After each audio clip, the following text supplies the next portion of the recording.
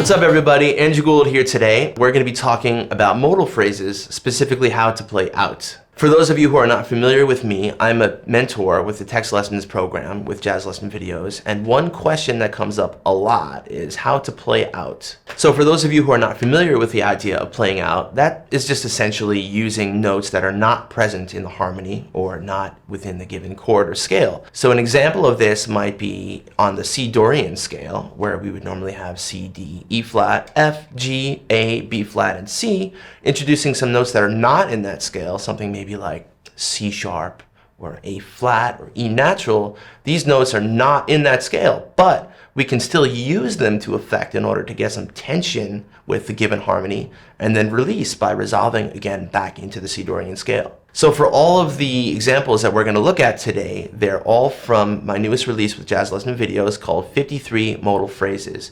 And at the link in the description below, if you want $5 off, you can use the code AG5. So let's check out our first phrase.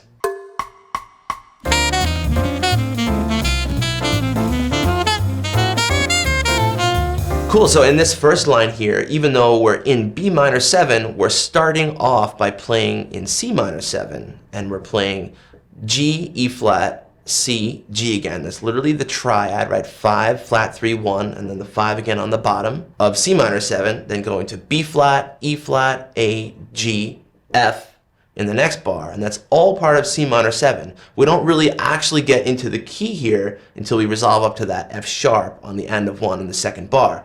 And then basically we're playing just an idea or a shape that's all within B minor 7 for the rest of that bar, and even to the next two beats of the following bar where we play G sharp, B, D, F sharp. This is all still part of the Dorian scale in B minor. Then we go back up to C minor 7 again, so we're playing out again, playing A, C, E flat, G, and then into the next bar, B flat, D, A, G, all part of C minor 7 before finally resolving back into B minor 7, F sharp, D. So here's what it sounds like slow.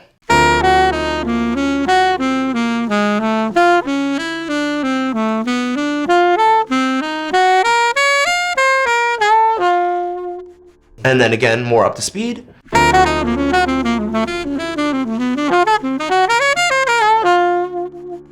Cool, so let's check out our second phrase now.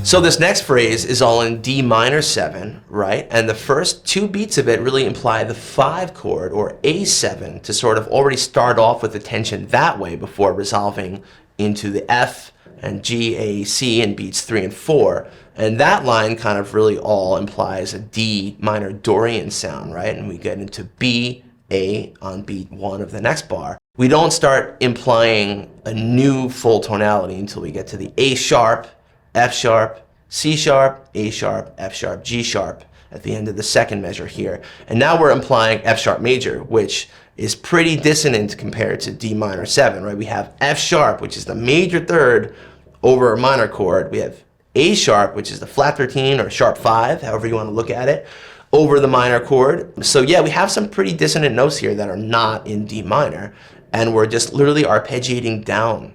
And we go into an enclosure in the next bar where we have E flat, E, G, F sharp. That's all literally just to target our note F, which is again our flat 3 getting back into D minor on beat 3 here. We go F, A, C sharp, E, all very much within the D melodic minor sound. Then in the last bar, G, E, F, C sharp, D, B. Again, all very much part of D melodic minor, resolving at the end of this phrase here. So as a recap here on this phrase, we're using some implied tonalities in order to get into some tension over what would otherwise just be just 4 bars of D minor 7. And we start off implying the 5 chord, or A7 in the first bar. Then we get back into D minor Dorian. Then we start implying F sharp major, which is really our dissonant sound here. And we tie that back into D minor by using an enclosure before fully resolving into a D melodic minor sound at the end of this phrase. So here's what this one sounds like slowly.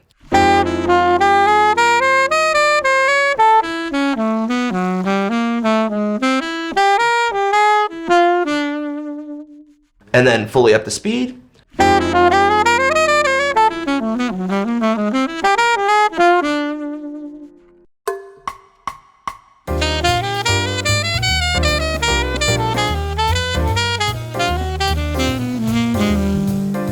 So for our third phrase here, we're in C major, but we're actually using the key of E major, up a major third to temporarily shift into in order to get some more tension going on in this line. So for our first two beats, we start off inside by playing some notes that are in C major, and then we shift into E major in the next half of this bar, resolve back to C major again in the second bar, then E major again at the end of the second bar, and we have G sharp, B, F sharp, and then we go F natural, which is the one spot where we use a chromatic passing tone while staying in our superimposed key of E major. And then we get back into our E, F sharp, G sharp, F sharp, all E major in the third bar here before resolving into C major at the end of that bar. And then in the last bar, we're again in E major, D sharp, E, B, A, G sharp, F sharp, and then we finally resolve back into C major at the end of this bar by playing G, F natural, and E. For an example of what this sounds like slowly.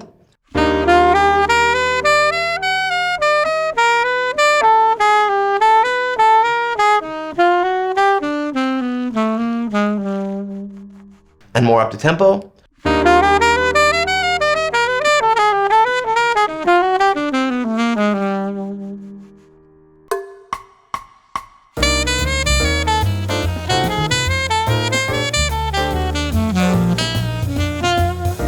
So for this next phrase, getting into some more moving harmony now, we're actually using this concept over a 2-5, and we have A minor 7, D7, G7 here. We start off the phrase by playing B, G sharp, A, B, which is all kind of in A melodic minor, before implying our F sharp major with literally A sharp, F sharp, C sharp, B. Now we're going into F minor by playing C, E flat, F, A flat.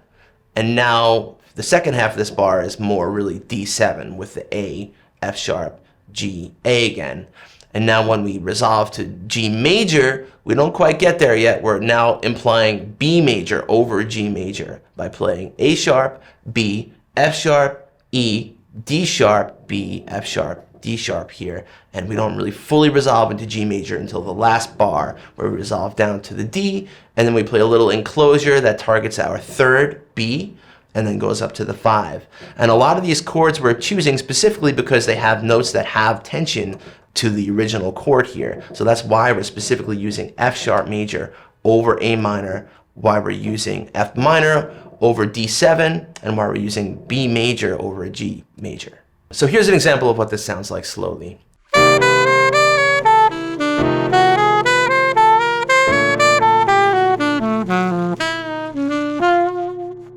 And a bit faster.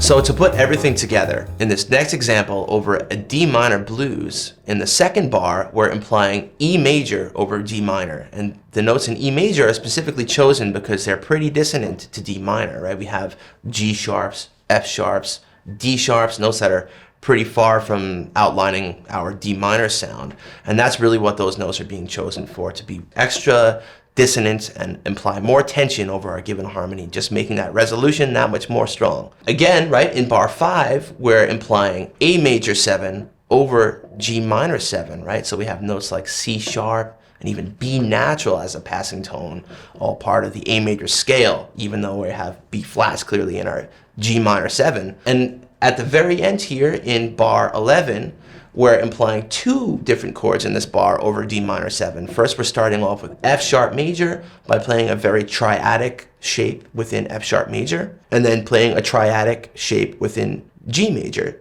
by going B, D, G, then using that F sharp, which is still in the key of G major, as a passing tone to resolve finally back down to F natural in the very last bar. So I really hope you guys enjoyed this video and this concept. It's something that I really try to use a lot in my playing, and I find it very effective for playing out in a convincing and somewhat organized manner. If you want to dig more deeply into this concept, Check out 53 modal phrases available through Jazz Lesson videos, and you can find the link to this in the description, and use the coupon code AG5 to get a discount. So feel free to like this video and subscribe, and please feel free to leave a comment in the comment section below if there's a topic that you want us to cover, and hope you enjoyed the video. See you next time.